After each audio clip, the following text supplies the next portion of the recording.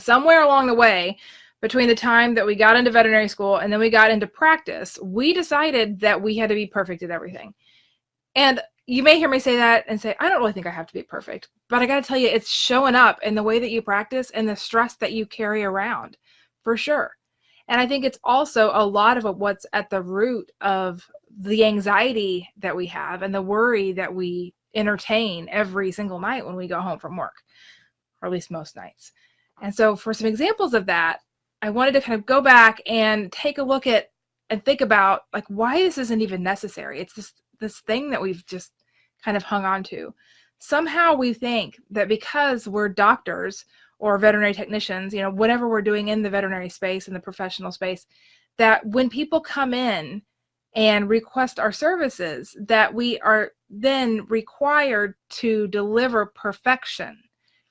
And there's a difference between delivering perfection and delivering the best that you can do, delivering excellent customer service. You can always, always, always deliver excellent customer service, 100% of the time.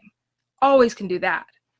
But you cannot create and you cannot deliver a perfect outcome. That's just impossible. If it was possible, they wouldn't call this the perfection of, they would call this the perfection of veterinary medicine. They wouldn't call it the practice of veterinary medicine. And let's face it, there's just a lot of stuff that we do have to practice. We just do it over and over and over. It gets better, some parts of it, the stuff that's tangible, the stuff that's like surgery, you know, those skills, those actually hard skills that we can learn, those things get better as we practice. But all the other stuff, completely out of our control. We can only do the best that we can do. And somewhere there, we've put this expectation on ourselves that we have to be perfect, that every case has to get better. And it's just not the case. It just doesn't happen that way. Now, the thing of it is, there are a lot of cases that, and the vast majority, that will get better depending on what the circumstances, obviously, but depending on what the illness is. There's a huge list of the ones that you do know how to treat and that you're going to treat with a standard of care, and they are going to recover. They're going to get better. But there's also a whole handful of them, even in the most common diseases, that you will treat with the highest standard of care, that just won't respond. And that's not on you. That's not because you didn't do your part. You did your part. But there's this whole rest of the world that we have absolutely no control over. And it's this perfectionism and this idea that we have to control it all that makes us feel really bad about ourselves, because we never hang on to all the good things that happen. We never hang on to the victories. We never hang on to the ones that get better. We hang on to the ones that don't. And I have to tell you, like, that's a heavy, heavy burden. And it's not one that anybody actually expects. And this is the part that I think we miss. So think about this. From a standard of perfectionism, why we're putting on this on ourselves, I have no idea. But we do it more. Like, we definitely do it as individuals. But the thing of it is, if we look at some of the examples, like the example of perfectionism isn't even there. And I'm going to go way back and pull like an old example out. It's an old drug example. This doesn't even make sense. So basically, an example from my early days. I guess I'm calling myself old is what I'm saying. Back from my very, very early days. So back when I was in vet school, you know, back in the early 90s, enalapril was just starting to be mainstream. And I remember learning about it in veterinary school. I remember being on cardiology rotation and learning about it. And I remember them saying, like, we are finding that this drug, like, it for our heart disease, our congestive heart failure patients, they're living longer when they're on enalapril. We don't know why, but we know that it's working. We're still trying to figure out the mechanism and why this actually works. But what we do know is that it works. And so we recommend that you do it. I think this is such a good example of how, as a profession at the highest level, like board certified cardiologists who say, we don't know, but our experience shows us that this works. And people believe in that, to the fact that they, like, people being like investors and such, like, you know, that this gets marketed, and, you know, there's a whole history now behind enalapril and what was originally Inocard and all of that.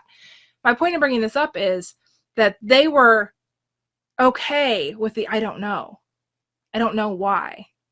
And we were okay about it. like as students, we were okay. Like, okay, we don't know exactly why, but we know that this works for a lot of patients. Does it work for every patient? No, it doesn't. But we were okay with the I don't know. And we were okay with the imperfection behind the reasoning. And so somewhere along the way, even though we have examples just like that, and I know that you can come up with better ones than I did, but even though we have these examples, we somehow forget all of that. And we just think that we have to get it perfectly and that everything has to just like get better and that everybody has to be happy. And those are the two biggest falsities. Those are the two biggest lies that we tell ourselves, that everything has to get better and everybody has to be happy, because neither one of those things is actually in your control at all. All you can do is treat the case that's in front of you. You run the tests, you do your best to come up with the right diagnosis, and then you treat it based on what you know and based on even some more information if you want to go out and research other options. I mean, definitely do your due diligence there. But once you've made your choices and once you have delivered the information and created a treatment plan and you started that, then stop the thinking about it, because the worrying about it isn't going to do you any good. The outcome is not going to be any different for the patient. The thing of it is, I think we have this huge fear of being incompetent, and more than the fear of being incompetent is the fear of being seen as incompetent. We get really worried about what other people think about us, and it doesn't matter. And I know I can sit here and I can tell you guys it doesn't matter. And for you newer grads and those who haven't been out very long, it's really hard for you to actually grasp the fact that it doesn't matter. Because the thing of it is, what other people think about you is actually none of your business.